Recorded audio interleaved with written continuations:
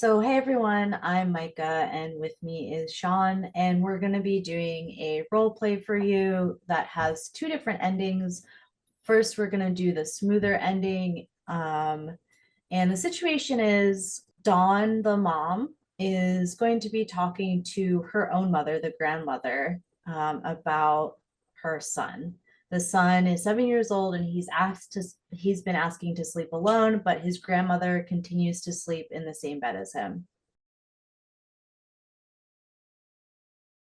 Hey mom, I need to talk to you. Sure, what's going on?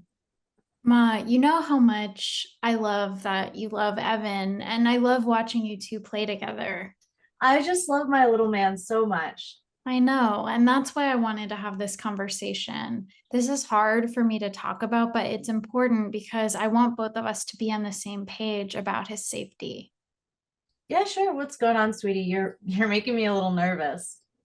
Well, last night when Evan came home, he told me that he wanted to sleep alone when he was at your house, and he even said that he shared that with you. Yet you had him sleep in your bed. He's 7 years old and he's been sleeping alone since he was a baby. It's just not okay for you to disregard his wishes like this, especially when it's about his personal boundaries. I think you're really making a big deal about nothing. I mean, he's a kid. I was just making sure we had some bonding time. We got his favorite movie, grabbed some popcorn, and I guess we just ended up falling asleep. What's the issue? Well, he told me that he had said to you that he wanted to sleep in the guest bedroom when I first dropped him off, and that when he was starting to fall asleep, he got to go up, but you pushed the issue. So he didn't want to say anything to make you mad, and he ended up staying. I can just tell how uncomfortable that made him feel. Yeah, but you know, I wouldn't ever knowingly do something that made him uncomfortable. I'm not accusing you of intentionally making him uncomfortable, but ultimately he was made to feel uncomfortable. I'm teaching him that what he wants for his body matters and that other people, including adults, should respect his boundaries. And I'm honestly so glad he told me about this. Don, you know, I didn't mean anything by it. Mom, I'm not trying to say that you're trying to hurt him. I'm just asking that you follow our safety plan. And I'm not sure if I even shared this with you, but a few months ago, I realized that I hadn't been talking to Evan as much as I should have about boundaries. So we made a safety plan that everyone follows. This is a plan not just for kids, but for you and me too, and for everyone that Evan interacts with. It's a set of rules that cover things like privacy, consent, and appropriate physical boundaries. I'm just asking that you follow these rules at your house as well. And one rule is that children always sleep alone in their own beds. But I'd like to actually share the entire brief list I came up with. This isn't because I think you're a bad person. It's not like that. But I want you to know about these rules because Evan is learning and we want to be as consistent as possible.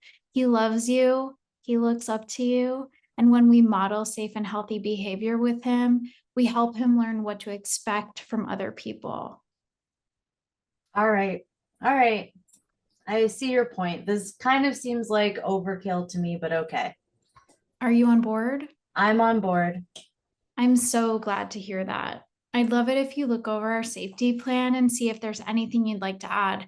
And, you are his favorite grandmother. Very flattering, but I'm his only grandmother. Okay, so next we're gonna do the role play with a rockier ending. We know that not every conversation with a family member is going to go well. So here's a potential role play where things don't work out quite as easily. Evan told me that he said to you that he wanted to sleep in the guest bedroom when I first dropped him off. And when he was starting to fall asleep, he went to get up, but you pushed the issue. He said he didn't want to make you mad, so he stayed in the bed with you. But I can just tell how uncomfortable that made him feel. You know, I wouldn't ever knowingly do something that made him uncomfortable. I'm not accusing you of intentionally making him uncomfortable, but also that is what happened. He felt uncomfortable. I'm teaching him that what he wants for his body matters and that other people, including adults, should respect his boundaries. I'm just so glad he told me about this. You know I didn't mean anything by it. What are you implying here? I'm not accusing you of anything. It sure sounds like you are, and honestly, I don't appreciate being talked to this way. You know, I'm doing you a favor, so you don't have to hire a babysitter. I mean, I love Evan, but you have to also understand this for what it is. It's a convenience for both of us.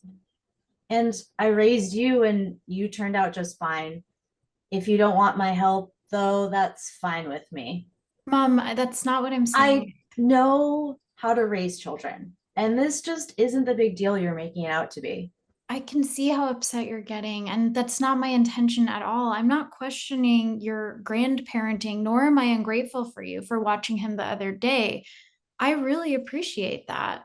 And I know he enjoys spending time with you too, but also I really need to be clear about boundaries and not listening to what he wants for his body is not okay. Yeah, but you're making it sound like I touched him inappropriately. Tons of parents and grandparents sleep in the same bed next to their kids every day. It's not a big deal. It's not a big deal to you, but I have to hold firm to what Evan is comfortable with. It's important that adults respect his wishes when it comes to stuff like this. And again, I'm sorry if this is offending you. I can see that you're upset. So let's just take time to revisit this later. But unfortunately, I'm not going to budge on this, not when it comes to Evan's safety. So, does this mean that I can't see him anymore? What's going on? It means that right now, if you're unwilling to follow our safety rules, then yeah, no more slumber parties at least. You can come over to our place if you want to see him, and I'd be happy to talk more with you about what our safety plan is. Honestly, I just can't believe this. You know what? I'm done. Ugh. And this coming after all I've done for you? Okay, Mom, that's really hurtful for me to hear, but maybe you can take some time to process what I've said and cool off. If you'd like, maybe we can check in a few days. Evan's safety and well-being is not negotiable for me. Ugh, whatever.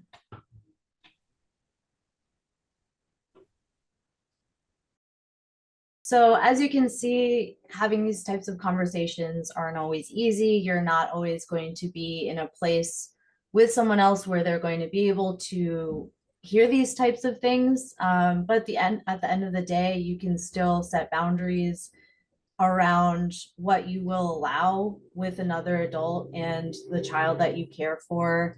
And if you are in a situation where things aren't going well, it's okay to take a step back, because you also don't need to, be in a position where someone is super upset or being verbally abusive. So yeah, we hope that this role play was helpful, and thank you so much for watching. Thank you.